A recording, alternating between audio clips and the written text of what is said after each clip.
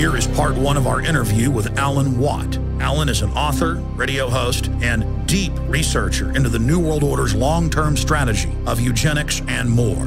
I'm A.Watt, and I've been following politics and geopolitics for a good part of my life.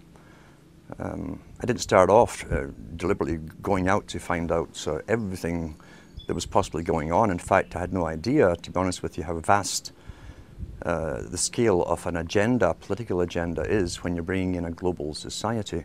Wars have many different purposes. Economics is only simply one big part of it, but cultural change and the building of empire through the defeated nations joining in leagues.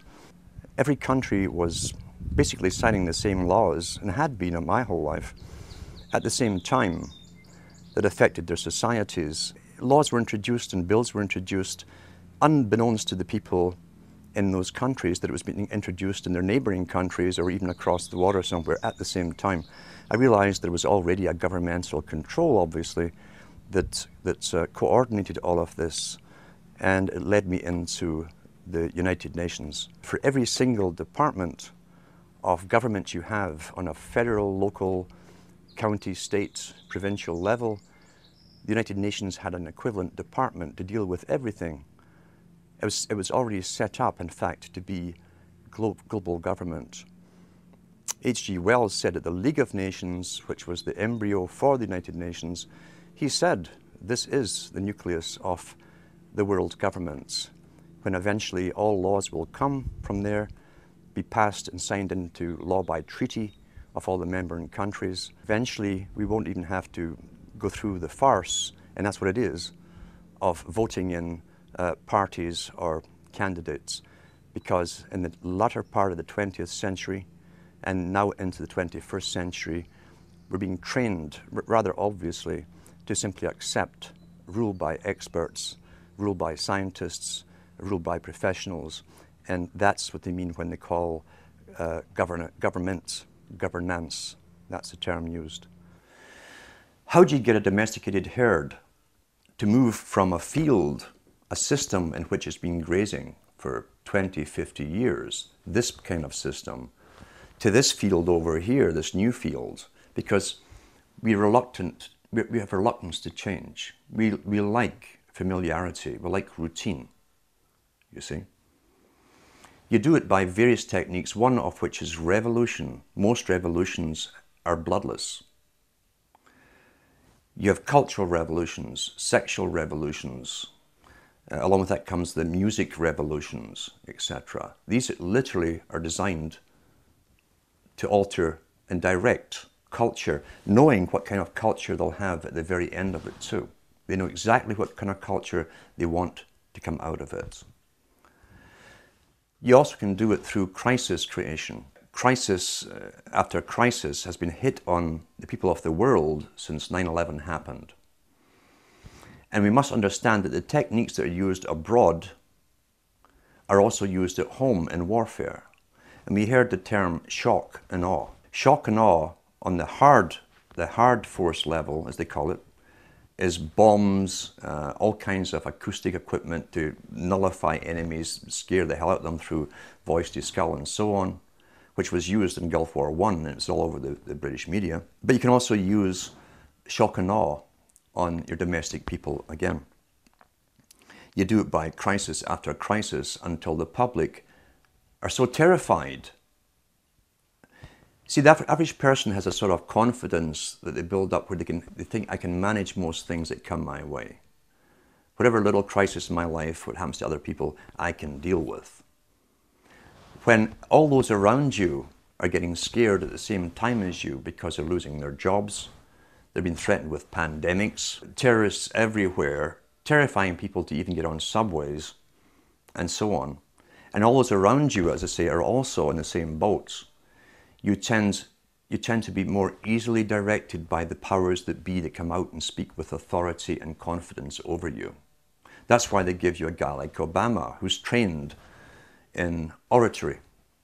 He was trained in oratory, not in truth, but in oratory, the technique of persuasion. Shock and awe, as I say, is a technique of making a person and a whole population punch drunk And each one of those fears, you understand, the average person can handle one major crisis in their personal life, maybe two at the same time. It's understood in psychology and many, many studies that if you have maybe 3 to 4 crises hitting you personally in your life at the same time, you will literally go into an incredible depression, a reactive depression. You can't cope. That's understood. Apply that technique on a whole population. The thing is, there's not one of these crises that we're being told about that you personally can do anything about. What can you do about terrorism if it really exists all over the place? It's out of your hands, you're helpless. What can you do about a coming pandemic? It's out of your hands, you're helpless. What can you do about a nuke getting set off in New York Harbor or wherever? You can't, you're helpless. The message you're getting is that you're utterly helpless to defend, help, or save yourself. That is complete shock and awe tactic that's been used not only in the US and Canada, but across the world. Same strategy, because we're already global with the global society running us all. Massive psychology and warfare techniques in psychology has been used across the planet to make us succumb to fear and crises, as I say, and none of which we can actually do anything about on an individual level. Therefore, the leaders are presented to us on screen with uniforms or business suits and ties as politicians who speak with confidence, all scripted, of course, and they seem to have everything under control. You're now basically a fearful slave looking up to the powerful master to defend and protect you. That's the simple technique of it. I've been speaking about the Rockefeller Foundation. I was mentioning the fact that in the United States, the Rockefeller Foundation, which also runs, I think it is the Carnegie Foundation today, maybe even the Ford, they're all combined. The families that are given the intergenerational rights, if you like, or authority to lead the world to amalgamation under global governance. Mr. Rockefeller also is heavily involved in the world depopulation strategies. He funds abortion clinics across the planet. He also funds hundreds of other front foundations that you would think were independent from his, but they're actually front foundations. He funds them all through his money. You can trace them all back again to so-called family planning clinics across the entire globe, especially in the third world countries. It seems that Mr. Rockefeller is intensely worried about overpopulation in the near future from countries which will have no industry, etc. And he sees it as his right to start the decimating process, basically, of depopulation. Last winter, I got an invitation to attend something called the World's Citizenship Council, the annual meeting. That kind of floored me because the head of the World Citizenship Council is Mr. Rockefeller himself. And here I am speaking out about and against them. So this did not come out of the blue. They try and get you on board working for them. What was also more startling was they always give members maybe 15 minutes or 20 minutes to speak, and I was offered that to speak on stage to this world meeting. The world's citizenship idea is part of the old idea of Cecil Rhodes up into Lord Milner to the Royal Institute for International Affairs and the Council on Foreign Relations. Mr. Rockefeller is up on Google in some of his conferences giving out World Citizenship Awards to very famous people. So they've already bypassed and have bypassed sovereign nations a long time ago. What other benefits you get from being a world citizen, I'm not certain at all. But I was allowed, he said I'd be allowed to speak at this conference. He did not say what to speak about, or didn't say anything what not to speak about.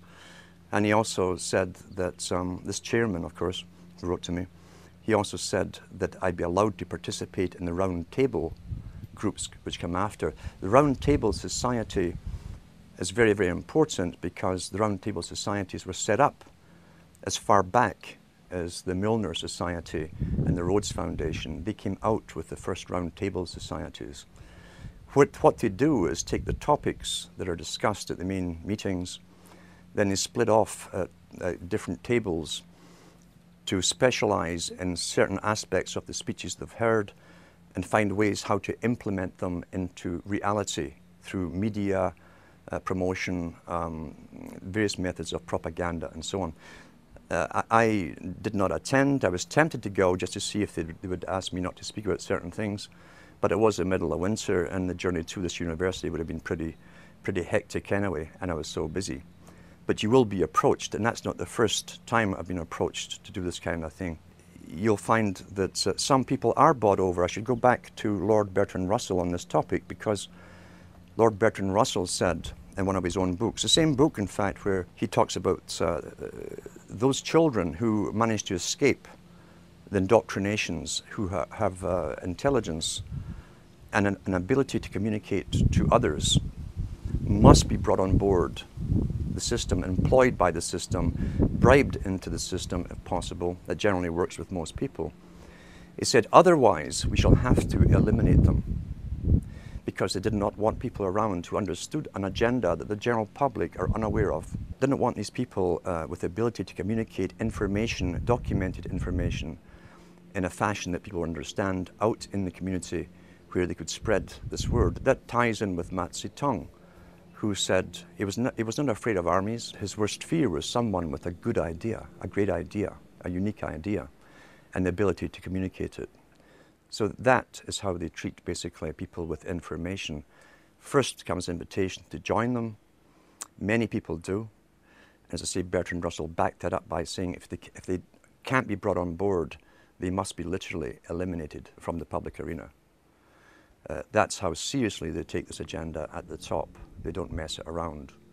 The reason I think they don't simply come out and kill you straightforward is they don't have to do a messy job. There's many ways of killing you, especially in this day and age. But I think, to be honest, they're so arrogant right now at this moment. They're not too worried about the mass of the general population who are indoctrinated and updated with their indoctrination daily from television, as one example. About 100 years ago, this big organization with many branches, they wanted to rule the world basically using Britain as a nucleus of a system, an embryo, which also was going to be joined with the US under the Anglo-American establishment, wrote about the kind of culture and the changes of culture over a 100-year period that they would actually design. We're all tribal to an extent. That's why we even bother to vote for a tribal leader. This is well understood. That's why we're supplied with these leaders. And because the average man was to become more disengaged from his own destiny as the expert class arose, it was decided that the males would get their outlet, basically, gradually becoming helpless as males, through sports. Therefore, they'd have a tribal team they could identify with. They could cheer them on as they were winning. In their own personal lives, they were getting nowhere. They were getting disenfranchised, in a sense, as experts took over decision-making for them in all kinds of fields. So this was psychology at use, planned before they even implemented the sports. When radio came along, of course, they used that to the maximum. Sports for the men, radio soaps basically for the women. And then in came television, as I say, with its alpha state, its hypnotic state. It took off. It really, really took off. And men became glued to the sports shows. The big think tanks, and we've had think tanks to do with always planning the future and how they would create societies and even different cultures within 100 years, say from this type of society to that society to the next society, how they'd implement it, again always through the youth culture, which is easy to do if you have universal education. You can always mandate the same system, same culture to be taught to the youth. However, as I say, since the 1960s, once television really, really took off, sports used to only come out on Saturdays. And over a 10-year period, it gradually came on every night of the week. Until today, we have even sports channels, sports. So now you see guys who are sitting home, who are basically powerless at work. They have bosses. They're powerless on the roads. There's police and traffic wardens and cops watching them. They have no means to feel strong. And so they tend to watch sports as a substitute. They project themselves into a game which they never participate in. But as long as their team wins, they feel something's happening in their life that's positive and it's successful. It's a very good substitute for many, many things as far as the elite are concerned. Now, the big think tanks that involved many professional people knew that they'd have to give something this for the males, and for the women they'd also give a substitute too. The intention being ultimately to alter society, drastically alter it so much that even the purpose, for instance, of marriage would lose any appeal. For the females, they gave them high fashion, accessible prices for high fashion clothes. They brought in, people don't realize they brought in the miniskirt back in the 1920s during Prohibition. They brought in cocaine at the same time as along with the booze to get young people in. The idea being that if you're doing something illegal, it's very naughty. Youngsters love to break the rules, get together, we're all being naughty together, and sex and booze, coupled with coke being smuggled in at that time, had its desired effects, but not quite the way it was designed to have by those that planned that culture, the Bernays types. And Bernays was heavily involved in this. So they came out, as I say, with not sex and rock and roll, but sex in a form of jazz. The Charlton dance came in, the miniskirt came in, sex became rather rampant for the first time. All the old traditional taboos were broken with one generation, but there was fallout to this change, this massive change in culture. The fallout being that they did not have the antibiotics to treat all the sexually transmitted disease that came along. Secondly, they didn't have the legal abortion clinics to take care of the unwanted children that also were produced by hyper-promiscuity. They opened up big orphanages to try and take care of this, the boys' towns. They had ones for girls too. But there was so much backlash, especially in the United States, from the old Christian communities, that they had to tone it all down. It kind of flopped, as I say. Sexually transmitted disease became rampant, so did unwanted pregnancies and abortions. And so they went back to the drawing board, because remember, before this all happened, the big players, the new high priesthood, we'll call them, of the Time Lords, those who create the future, work in think tanks for the big establishment, had a definite mandate. The only problem was how do you achieve that mandate over a time period. So they went back to the drawing board, and they've always known, for instance, that in wartime, more children are produced because people, young people who might go off to die tomorrow tend to be far more promiscuous.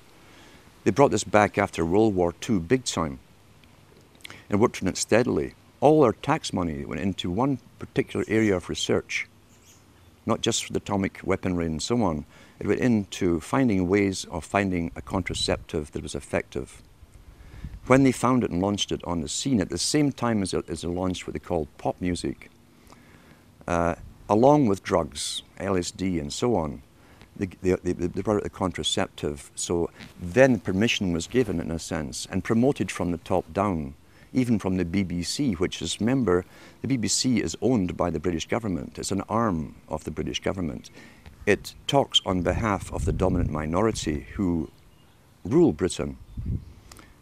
So they began to promote all this stuff. All the DJs they'd bring on television would interview the top pop stars of the day. They were all stoned out their minds. Some of them were falling out of chairs, and the interviewers would say, "Tee-hee, aren't we naughty children?" All aimed at a young generation to emulate. This is what we do. Monkey see, monkey do. Once again, remember, the prime intent was to break the old culture of boy meets girl, going together for a while, getting engaged, getting married, having children.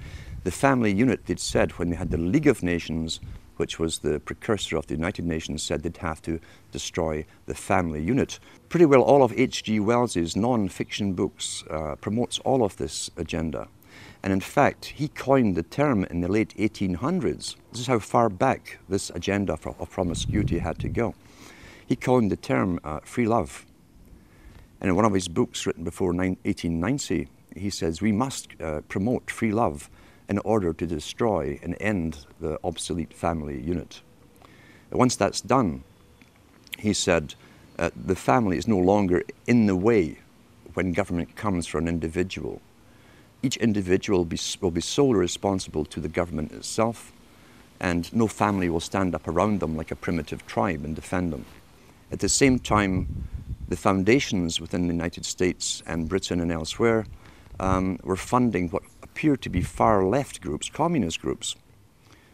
So much so, as I say, the Rees Commission went in to look into this from the 50s to find out why top capitalists who owned international corporations and banks, international banks, were putting up foundations to fund far left groups. Well, we know now it was to literally destroy the old culture in order to bring in the new culture, the new society. So therefore you have the proliferation of sexual activity. The fallout still came from unwanted pregnancies, far reduced than it had before because of contraception. But then came the lead of the feminist charge, again funded by the Rockefeller Foundation in the States, to spearhead and demonstrate and demand the rights for abortion. If they could get the public to devalue human life, and that's in the writings of Julian Huxley. He says if we can get society to devalue human life, he says, and take humanity off its pedestal as a supreme being on the planet, then, he said, we can bring in our controlled society with a workable population. Everything works within culture towards an agenda. And as Plato said so long ago, over 2,300 years ago, he said, culture and cultural changes must be authorized from the top. If it's grassroots, truly grassroots, then it's outside of the elite's control, and ripple effects could occur, and it could spread anywhere. They couldn't control it, contain it anymore. Therefore, the major changes in culture, which Plato said came through drama and the emulation of actors, actresses, including fashions that they wore, and the music they heard, had to be strictly regulated and authorized from the top. The whole science of this, which was always a science, and understood by those in those businesses, was used to the maximum to literally drastically alter culture so radically in the 60s and 70s that they could never return to a past way of living. We tie that in with another big player, Lord Bertrand Russell, who had experimental schools under royal charter, where he could do things that anyone else would be locked up for doing. He said in his own schools, and there were mixed schools, he said that if he could encourage pre-pubertal sexuality amongst the children, encourage multiple partners from before puberty, he says the chances, because of study and observation, the chances of them ever bonding with one person for the rest of their life was pretty well obsolete, null and void, wouldn't happen. Therefore, that technique all came into play during the 60s. It was called free love. Drugs helped it along the way. And that was the beginning of what we saw as short-term relationships. Divorces became more and more common. Interestingly enough, divorces really took off not because society demanded it or it came from a need or demand from the people. Divorces took off because the Hollywood stars, and remember too, the drama industry, the entertainment industry have always said this, the people follow the stars. And they're the guiding stars in the so-called occult, you see. We tend to worship wealth and people and famous people. We want to be like them, we want to identify with them. The whole idea of divorces came out from Hollywood, with the top stars leading the charge for this. Women started to talk about it, who was getting divorced, what actress from what guy, and so on. And gradually it put the idea across to them that, well, if they're getting divorced, then maybe so should I. At the same time, the Bourdaise techniques were used through all kinds of magazines. At that time, 97% of all magazine publications were aimed at women. Because advertisers have said, and it's still taught in marketing schools today, women are far more easy to get to go along with something new than males are. So within all these magazines and write-ups about their famous actresses, their heroines and so on, the rich ones, the average women were reading these stories and identifying with them. They were being told that you can do anything, you can have it all, you could have a career, you can have a family, you had a home. They gave them utter lies, and they coined the term superwoman. So across the whole of Europe and the States and Canada, at the same time, always coordinated at the same time, the media entertainment industry were promoting stories of superwomen.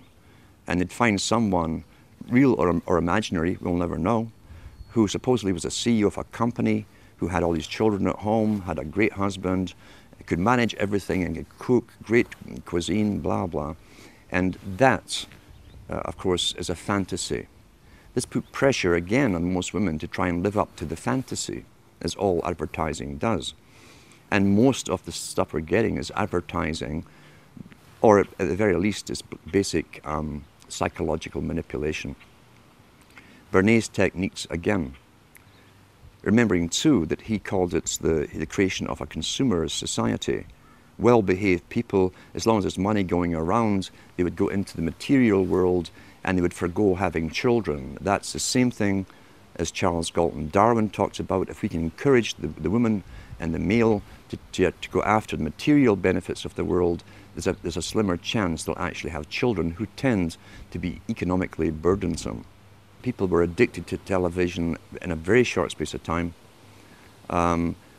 Most people still today think that all entertainment to do with movies, drama, is therefore nothing more than their entertainment.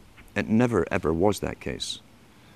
The greatest social messages are promoted through movies and drama, high drama, through the fixation of emotive sequences, emotional sequences, not logical, factual sequences, but pushing points across in an emotional way which register and fix in the mind.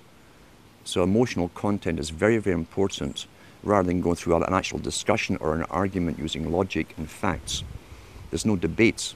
And when you're being downloaded through fiction, your guard is down, the censor part of your brain is not in action as you would in a debate or a lecture. You're actually in an alpha state, being completely downloaded with new ideas. Very similar to a computer. And so therefore, a culture industry, which is called by its own the culture industry. The Soviet Union had a department called the culture industry. Their actors and directors were called the cultural leaders. All you have to do is keep giving them new updates every so often, and you can change an entire country or a nation or a block of nations who are all getting the same upgrades at the same time along certain paths. Today we call it political correctness. Most people want to belong to their peer group. They want to be the same as everyone else when it comes to opinions. In fact, they judge their own personal sanity by bouncing ideas off their neighbours and friends who will answer back and agree on these same topics in kind. It doesn't matter if the topics or what you're given are facts or utter nonsense, as long as everyone agrees at the same time. You'll say, well, I'm sane, and your friends will all agree because they've had the same information given to them. We don't only get the same information given to us, we're led through sequences, even documentaries, to leave you with a predetermined fixed conclusion on any given topic. Most folk are once again unaware of this. They think, I've just been given all the facts on this topic and this is the obvious conclusion, which is always given to you by the final experts on the particular program. There's no thinking involved. We tie this in with the Brzezinski. Brzezinski said in 2 Ages, now this guy was way up with the NSA. He's a master geopolitician. He admits he works in 20, 50-year periods to do with geopolitics in other countries. But he said himself, the public will shortly be unable to think or reason for themselves. He says it was meaning by the form of information that was given to them, the type, the formulas that were in use then in the 1970s. And eventually, he said, they will expect the media to do all their thinking and reasoning for them. Well, that's happened today. That's why people today can't think outside of their programming from television. I'll give an instance, in fact, of why TV was so important to show you that it was so important to have it in the homes of ordinary people. Now, most countries in Europe, for instance, up into the 1950s and 60s, and I'll give an example, is Britain. The working class people did not have credit cards. You could not get a credit card. You couldn't get a bank loan without collateral to put something up against it. So therefore you were at pretty well a fixed income. There was no extra cash outside of rent, food and so on, clothes for the children, essentials. There was no extras for luxuries. There was no credit given to them. Yet the British government, just like the Chinese government did 2 years ago, made it a mandate that every household in Britain must get a television set. And what they did, they made one exception out of all the things that the people could need, really needed. They made one exception. They allowed credit companies to come into being. They could go round the houses every week and collect half a crown or 5 shillings or whatever it was and pay off a used television set. The British government made a deal with the United States of America to buy in used televisions which were then reconditioned to be sold to the working class all across Britain. As I say, they wanted a TV in every home. Now, since when is government interested in how happy you are at home? You know, there's another reason for this. And sure enough, the working classes all got these DER. DER was the company that brought them all into Britain. And the guys came around every weekend collecting their half crown, 5 shillings. And suddenly and I can remember where I was, it was one of the last areas really to get television, a real working class area. I can remember this high being taken by my parents to the local park on a weekend and passing dozens and dozens and dozens of other couples on the way with their toddlers as well. When he got to the park, which was a valley, there were over maybe 1,000, 1,500 couples along the grass in the valley. And that's where everything was discussed. Local politics, national politics, labor unions to do with their mining and so on. And everyone mingled with everyone else, old school friends and so on. That system had been going on for hundreds of years, where people communicated thoughts, real feelings, real things that really mattered to them and their communities, to each other, conversation. When the TV came in, and I was still about this high, within about a month, I could go down that park every weekend and no one was there. It literally overnight killed off the socialization and interaction between people and tradition, again, where they exchanged viewpoints, gave each other news, helped each other out, who was sick, who was this, who was that. Everyone helped each other out. And from then on, you could pass rows and rows and rows of these old, and they were called row houses, all joined together. And all you saw at night was the flickering of that bluish light in the windows. And that was the end. That was the end of real communities. It happened within a matter of about a month. The flicker rate on the television is very, very important. It was timed to be so many cycles per second, and it actually just meets with the brain patterns for an alpha state. When our brain sees it through our eyes, we start to adopt that flicker rate in our mind, and we go into a deep alpha state. Watch children and watch their mouths. They drop open. They won't hear their parents talking. They're hypnotized, in fact. Why would they give that particular flicker rate when they could have chosen of a whole variety of flicker rates? It wasn't an essential thing to have. So it was done for a purpose. It was meant to be hypnotic. It was meant to be used as a tool of propaganda and indoctrination, even through the guise of entertainment and so on. It also was to create a new society because they were the avant-garde, as I say, leading the sexual revolution through drama, through little documentaries, fiction, non-fiction, all combined. Once again, back to Plato. The audience see what they see. You understand that it's even worked out towards different age groups. There's something on for everybody's age group. Each age group is actually being updated as well, even the elderly ones, into new ways of thinking or seeing things. but the target mainly was for youngsters. If we take one of the world's experts on propaganda, who is Jacques Ellul, who wrote extensively on how the mind works and how all entertainment, he said, that has to do with government programs such as police, detective stories, detective series, which contain little human dramas as the hook that you identify with, to make you watch the whole story. Child gets kidnapped, detective goes on a hunt, he goes through hell and fire to get that child back. You identify with the hero if you're a male, you'll identify with the heroine if you're female. And that's the hook to get you to watch them. But what he said was, all dramas to do with police, or even the military in movies, are pure propaganda. Pure propaganda. The human story is just the bait to make you watch through it, to get you to identify with it. Because once again, there's always a message left somewhere in the movie. It might even be a message that's against your own morality. It could be where the cop, for instance, does sleep with this beautiful woman while his wife was at home, and it's all part of the story, and even tell you why he did this. He was feeling down that day, blah, blah, blah.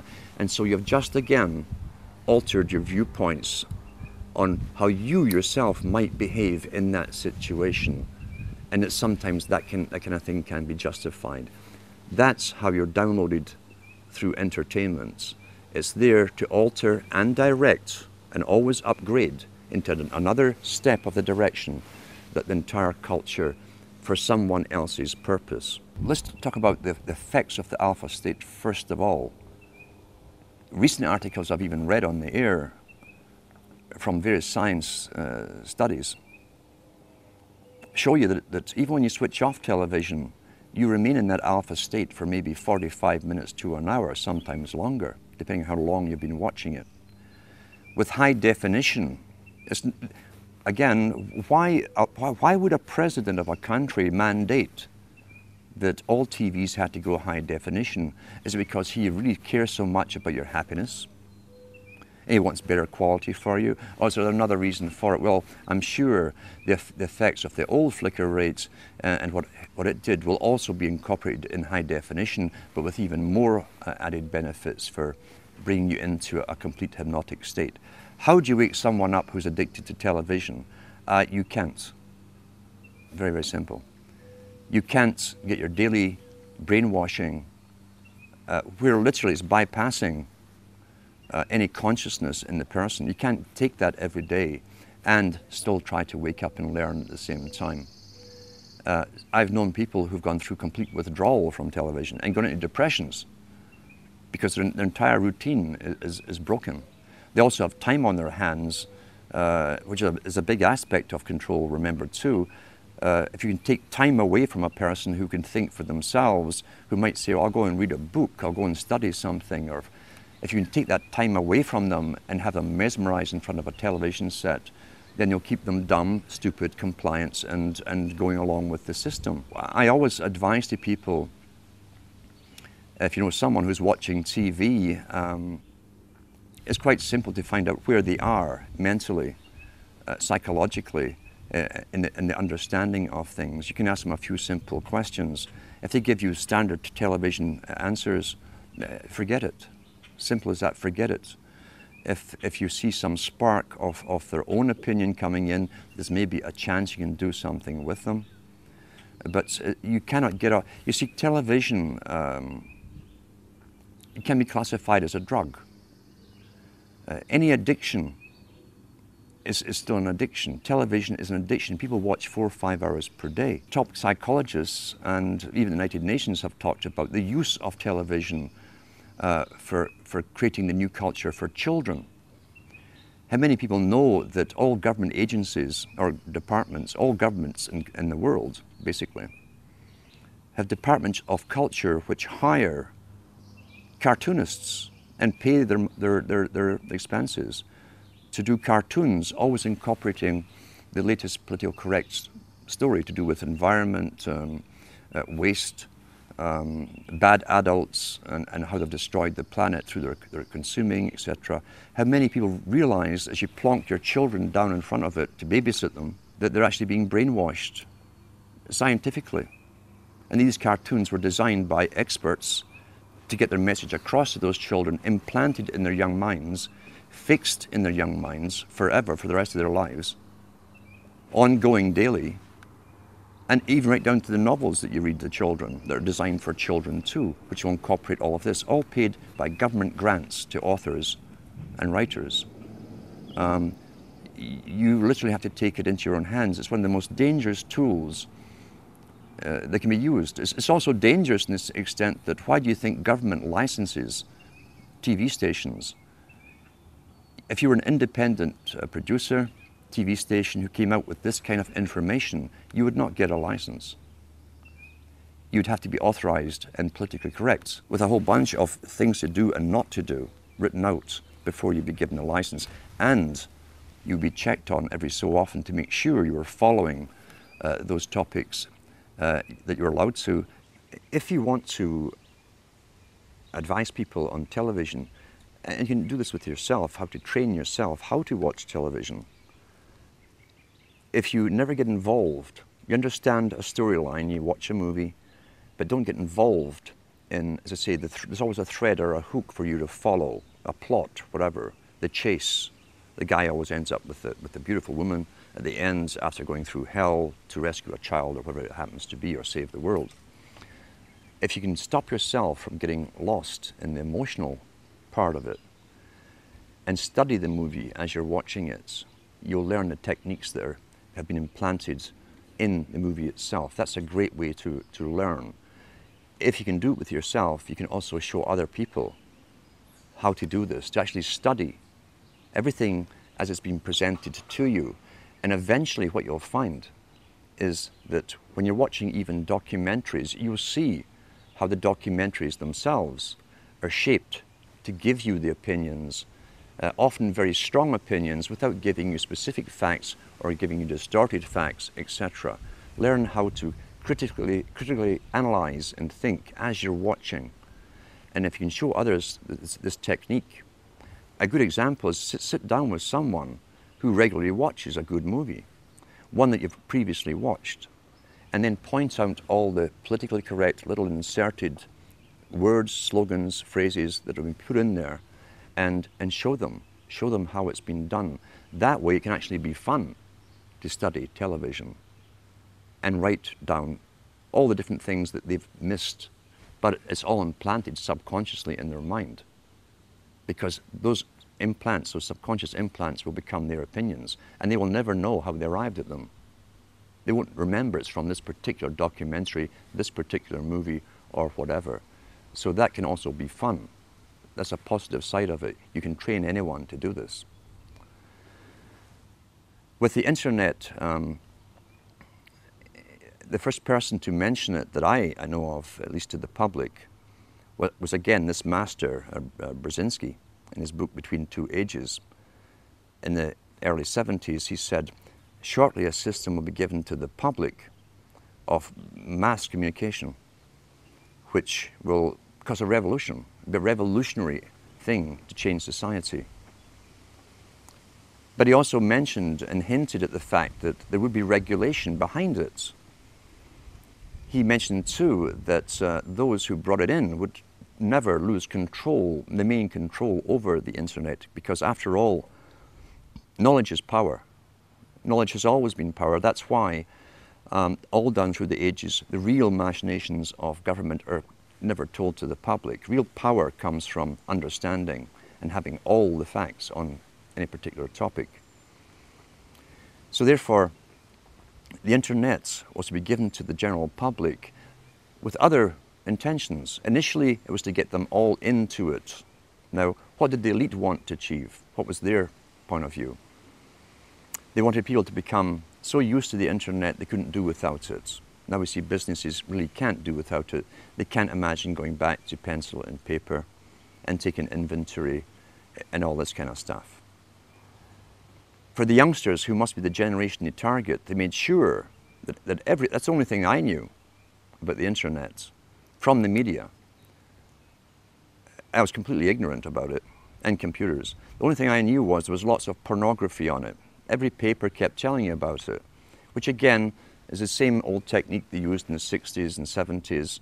Aren't we naughty? Wink, wink, for the rock stars on television. Knowing all the youngsters would get into it when their hormones are high. That's all they're thinking about.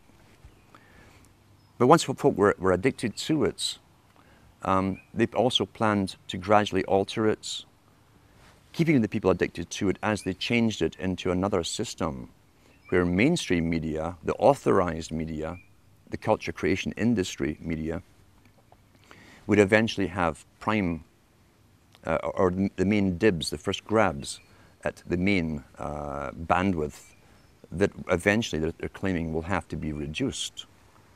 So in the meantime, there's never been a window of opportunity for the general public to use a medium to communicate to each other alternate news, verified facts to each other as we have at the moment. That eventually, supposedly, is going to be policed.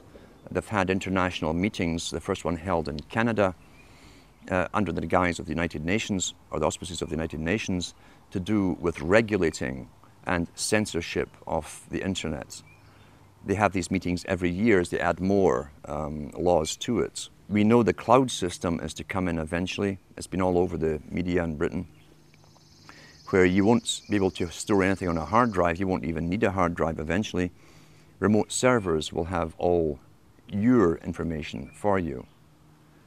It will then be used as a form of punishment if you were politically incorrect in some form or another. Then you'll be cut off from accessing that server with all your data until you toe the line and behave yourself. Social control can be used through monetary penalizations, or through other penalizations like withdrawing you access from it. It definitely will be used for social control again, unless there's a backlash from the general public.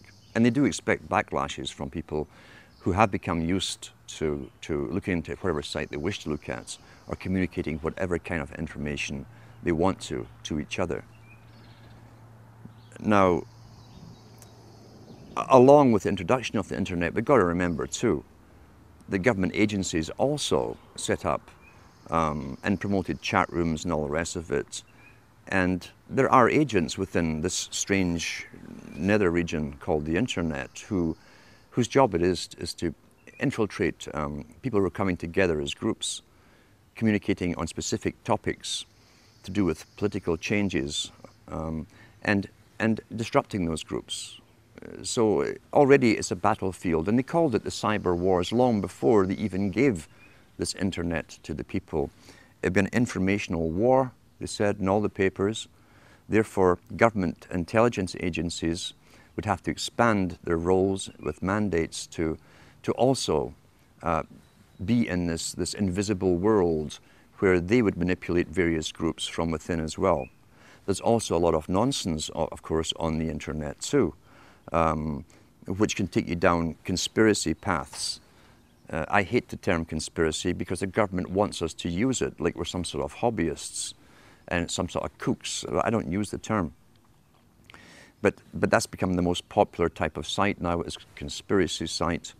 And there's many out there, there's professional agents out there as well, who've been funded by governments and even launched by governments to be well known, especially in Europe, to lead the conspiracy sites. Then they bring in the UFOs, the aliens, until you have achieved your goal. Counterintelligence. Let's talk about counterintelligence and how it works.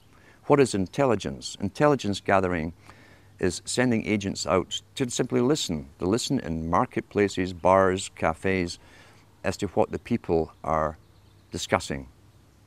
Lawrence of Arabia, in his own book, 7 Pillars of Wisdom, was trained as an agent. He was trained in Arabic languages. He was given lots of money, he and 11 other people, trained from Cambridge, and sent over to the Arabic countries to start up Arabic newspapers. Once they started putting stories in the newspapers, they went round the marketplaces, they hired lots of guys to listen to gossip, to see if the intelligence they were putting out in the papers was being discussed by the recipients, the readers. That's basic intelligence gathering. What is counterintelligence? Counterintelligence, from a government's perspective, is taking information and data that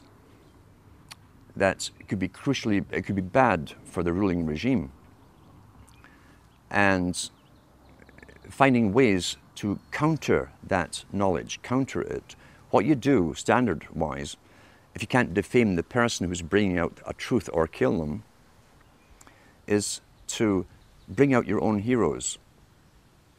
Launch them well, finance them well into the same area, saying the same stuff that others are talking about. It's called intelligence, giving out facts. And once they have the following, then they start bringing in aliens and UFOs, and they bring in the New Age, the whole New Age religion into it. Spirituality is the big term they're using today. Until a newcomer, a skeptic, will hear this stuff from the paid agent, who's very good, who says gives the same data as the person who doesn't go into the UFOs and so on. But the guy who doesn't go into the UFOs, aliens, reptilians, and all the rest of it, suddenly is thrown out with the other guy. You're classified with them by association. Your topics are associated. Even though you stay clear of the fantasy stuff, the disinformation, you'll be lumped along with them. And then you've countered the intelligence. When you mention the facts, people laugh at you, say, oh, you probably believe that the aliens are running the world now. And that's it. That's counterintelligence. And that is also all over the internet. And it's paid for by, again, government psyops operations. Some groups that I've found are doing really good work where people decide to get together physically, and they will choose a book to read to do with the factual data that's available to the public that can be proven. Oh, Henry Kissinger. And they'll go through it. They'll analyze the book. They'll analyze the phrases. They'll analyze the contents. They start to participate in what they're reading, because others will remember this particular era, this time when this event happened, can add to the thing and so on.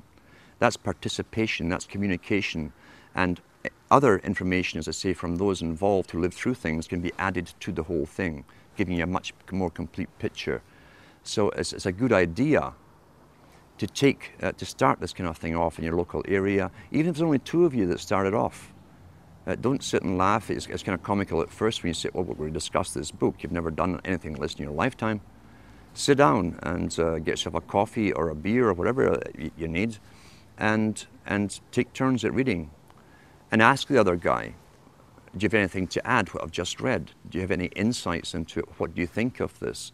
It gets you stimulated into participating and really thinking, because everybody who's alive today has been trained literally not to have to think. As Brzezinski said, shortly the public will be unable to reason or think for themselves. They'll expect the media to do the reasoning for them. So let's counter that. Let's get back to thinking for ourselves, using the data, the material, get involved, start using our minds again. And you'll be surprised, it's like a muscle you haven't used for a long time, how quickly you start to use it, how sharp you become so quickly.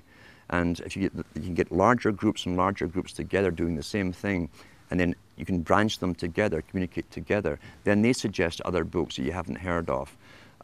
Maybe you need a particular book for evidence. I have stacks of them at home. Everyone has access somewhere to some material that was stuck away.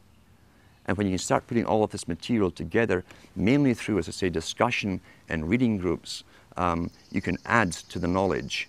The more knowledge and facts, actual factual data you can put together, the bigger your arsenal is. And the easier it becomes to show people and convince them, look, this is authenticated stuff. Here's the factual data, here's the physical book. Read from that book, and then have your discussions. What do you think about this? What do you think they meant by this? What do you think has happened? Have they fulfilled this part of an agenda? And most people will say, yeah, they have. Well, here's how they did it. The evidence is all there, but knowledge, remember, is scattered. That's also why, since the 70s and so on, televisions were put up in places where people used to communicate to each other, bars and restaurants, the pubs of Europe. Everyone talked and discussed everything. The televisions were all put in for a reason. And now everyone's mesmerized and you can hear sports or loud music. You can't communicate anymore. That was government promoted because the government licensed the big chains of taverns and pubs all throughout Europe. And so what you've got really is deliberate attempts. Nothing happens for no reason. Why? The customers weren't demanded. They were bored in bars as they discussed topics. People would just move around the pub talking and listening to the conversations, and they'd join in the one that you liked. Why was it so important to destroy communication? It's because it's the main propaganda tool that stops communication between people, even in a room. If you notice too, they don't even discuss the topics once the news is read to them, to each other. They've both been downloaded with the opinions. You don't have to ask what their opinion is. It's going to be the same one as you've been downloaded with, left by the expert. So we've got to get back to communications and communicating with each other and finding the evidence. Knowledge is scattered. Knowledge is power, so it's scattered all over the place and thousands of books. But when you can start these reading classes up and get other reading classes communicating with you, even through the internet, you can start putting the data, the factual data together, and so that you can present it to the public and bring in more and more members. Only knowledge and the will to use this knowledge is going to thwart the plans that have openly been made for us and declared from the elites at the top. The whole problem of being involved in a community, it can be a double-edged sword. We know, for instance, that communitarianism is a term used first by Bush Sr., talking about the collectivist society coming in. The United Nations has us all split up into communities. It's promoted through local TV. Even Sudbury here has your community. This is your local community. Be involved in your community. They're talking about a politically correct community. That's the problem. Government really penetrated and altered and distorted and changed society through communities. Not just with television, which has certainly destroyed the community spirit. The intent of government, this is how abusers work too. Abusers work with the same technique because they want power over a victim. The abuser will come in and take care initially of problems of the abused. Often the problems are the very outcome of what the abusers have been doing to the victims in the first place. Governments came in with welfare, for instance, a long time ago, in all countries about the same time. At one time, families helped each other out. You didn't need welfare.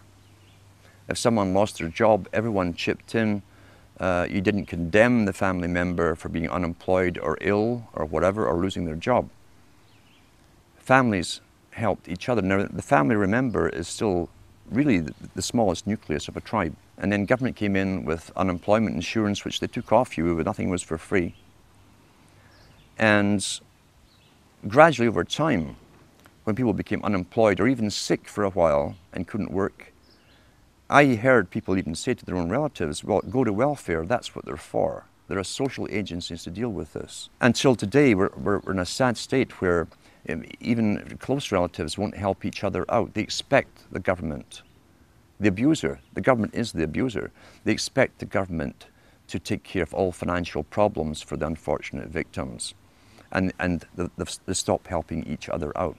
We've got to start reclaiming the rights to, and you can do it personally with people you know, to help other people out and start countering the government's mandate. Because the government's mandate is for control over the victims, not to help the victims. Those who fall under that particular level into the welfare state have their lives run by government agencies and social workers. That's what Huxley says. He says that they won't need their survival capabilities. Russell said the same thing, because the government is taking care and making all their decisions for them.